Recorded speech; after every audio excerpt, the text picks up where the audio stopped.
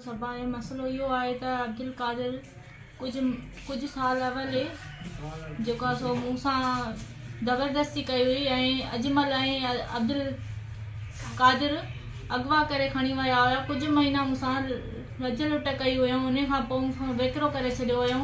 उन में शामिल आहे जेकी अब्दुल कादिर जी घरवारी आहे पहिरियां नुसरत सिराए करे, उहा बि उन में शामिल हुई।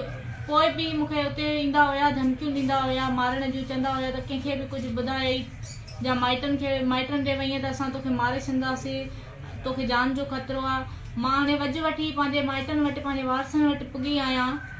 मूंखे उन्हनि मां कोई ख़तरो न आहे।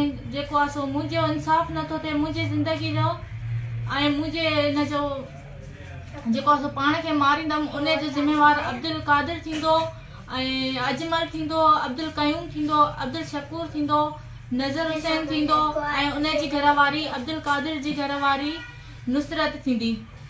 मूंखे इंसाफ़ खपे वञे ख़ुदा कारण। ऐं मुंहिंजे माइटनि मां मूंखे कोई ख़तरो न आहे, गुलाम सरवर जे फैमिली मां, न मूंखे पंहिंजे चाचनि मां, न मूंखे पंहिंजे मामनि मां। जेको आहे मूंखे नुक़सानु पुॻो त उन जो ज़िम्मेवार अब्दुल कादिर ऐं उन जा ॿाहिरि जेको आहे सो उन जा माइट सभु थींदा।